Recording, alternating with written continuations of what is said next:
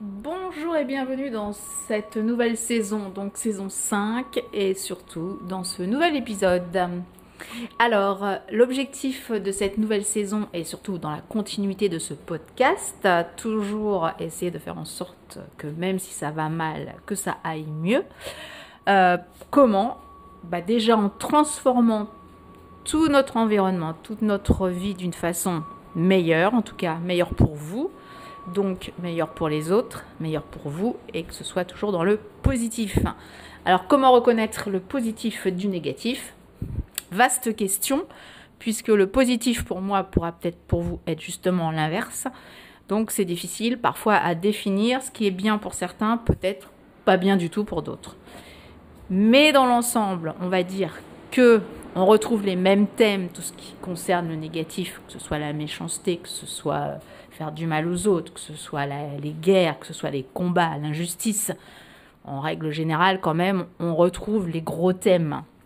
Donc déjà, si on essaie d'être plus positif dans ces vastes thèmes, mais gros thèmes principaux, peut-être que, encore une fois de plus, sur mon dernier podcast, l'effet boule de neige, ça se répercute ensuite pour vous, pour tout le monde, et puis pour la Terre entière en fait. C'est souvent des ondes, hein. Vous avez qu'à remarquer depuis qu'il y a certains États, certains chefs d'État qui sont dans le négatif, qui veulent faire la guerre, qui veulent vendre des armes. Souvent, c'est aussi un ensemble de groupes, enfin un ensemble de personnages qui peut-être veulent la même chose pour justement ces effets néfastes et négatifs. Alors pour eux, effectivement, attention, c'est là où on en vient à dire oui, mais le négatif et le positif n'est pas toujours le même pour l'un ou pour l'autre. Alors évidemment, parce que ce qui est positif pour eux, le fait de faire la guerre et de se ramasser plus d'argent déjà de base, c'est positif pour eux, on est bien d'accord. Mais dans le sens où ils vont aller faire du mal à plein d'autres personnes, ils vont tuer des gens par leur façon de se comporter, d'être, leurs décisions, va faire que va y avoir quand même des pertes humaines et qui découlent de la famine, de gens qui quittent leur pays. Enfin bon, on connaît le système, hein, évidemment. Pourquoi tant d'immigration? Souvent parce que justement les chefs d'État qui sont dans des États, même s'ils sont riches malheureusement, ont toujours envie d'apporter une répression, d'apporter alors c'est plus qu'une répression, c'est une façon de vivre quand on voit des pays qui étaient très démocratiques, qui deviennent vraiment répressifs, dictature, hein, tout simplement. Donc c'est là où c'est grave, c'est très grave, surtout quand on a réussi, moi je vais parler pour la France encore une fois de plus, surtout qu'on a quand même une histoire qui fait que depuis des siècles, nos ancêtres, même pas nos ancêtres, enfin toute cette histoire fait que on s'est battu pour vivre mieux, on s'est battu pour vivre libre, aussi bien les femmes que les hommes. Et on s'aperçoit que malheureusement, et en peu de temps, en très peu de temps, on nous enlève progressivement liberté. Du coup, même liberté, laïcité, quand on parle de fraternité, ça en découle aussi parce que moins on est libre, la personne d'à côté est moins libre. Et de toute façon, ça ne peut créer que des ambiguïtés, que du mal-être et pas un bon vivre, tout simplement. Alors, effectivement, tout ce qui se passe actuellement, il faut essayer de faire en sorte que ça change. Comment? Alors, quand c'est notre vie perso, vraiment perso, on peut le gérer tout seul. C'est à nous de décider si on a envie d'aller mieux. Là, ce qui est très embêtant, c'est que là, c'est non seulement ça touche la vie perso, parce que là, du coup, ça devient beaucoup plus vaste, l'histoire du positif et de la liberté et de l'humanité. Ça ne touche pas seulement notre habitude, nous-mêmes. Maintenant, ça fait en sorte que ça touche les gens qui sont autour de vous, des gens que vous connaissez, des gens que vous ne connaissez pas, et donc du coup, un peuple. Tout ça parce que une personne, 2, 3, quelques personnes vont décider que. Alors que ces personnes qui sont logiquement là pour améliorer, aider, parce qu'elles ont été élues logiquement, démocratiquement, pour faire en sorte, je vais prendre l'exemple de la France, que cette France ou que d'autres pays soient toujours valorisés dans ce monde, parce qu'on a toujours eu cette histoire qui fait que la France, c'est un petit pays. Quand on voit le monde, c'est un petit pays. Mais ce qui est très intéressant, et c'est là où quand on voyage, on s'aperçoit que même s'il y en a qui ne savent pas forcément où est placée la France, ils ne savent pas forcément parler français non plus. Mais ce qui est intéressant, c'est d'avoir l'attitude des personnes qui demandent. Et je prends mon exemple parce que en étant dans un pays étranger, là, la première question, alors que souvent quand j'ai voyagé, pas dans tout le monde, mais il y a quelques années, quand on voyageait, on parlait pas de la politique, comment se passe la politique. On parlait de comment vous vivez en France, comment c'est la France, c'est un beau pays, Paris, ta. Là, les questions qu'on nous pose, c'est mais comment c'est la politique en France? Est-ce que c'est vraiment ce qu'on voit, ce qu'on entend aux infos? Et c'est là où c'est très intéressant. Parce que eux-mêmes, ces personnes qui logiquement seraient intéressées à autre chose, ils sont inquiets par rapport à ce qui se passe en France. Pourquoi? Parce que on a beau essayer de faire autrement, on a beau ne pas être d'accord, et la France, je suis désolée, c'est quand même l'image de la liberté, de la démocratie, du rayonnement. Et c'est ça qui est terrible, c'est quand nos chefs d'État ne comprennent pas ça, ne voient pas, ils veulent pas comprendre, ils veulent pas voir, qu'en fin de compte, je vais peut-être aller loin en disant ça, mais la France reste encore un exemple ou en tout cas, elle était encore un exemple de positivité.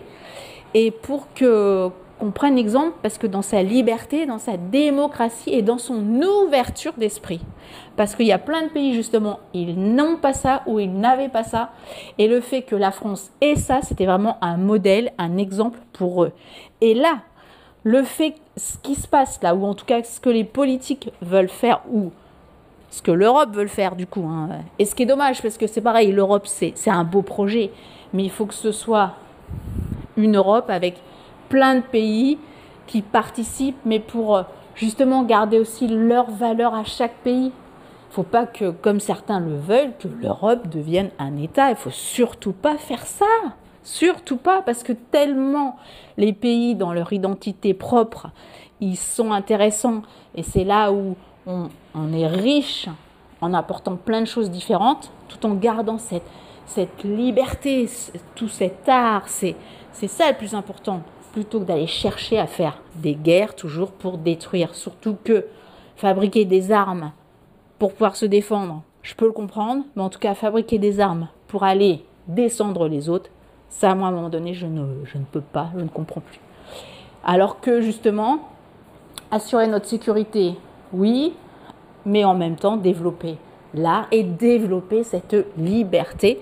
Mais effectivement, plus les peuples seront libres et moins les dirigeants, eux, pourront manier les peuples.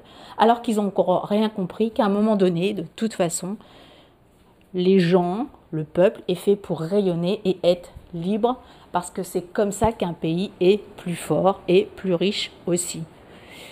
Alors évidemment, ce qui est important aussi, c'est que les gens qui viennent dans un pays, les gens qui veulent participer à la richesse de ce pays, au développement de ce pays, Il faut qu'ils partagent ces idées-là.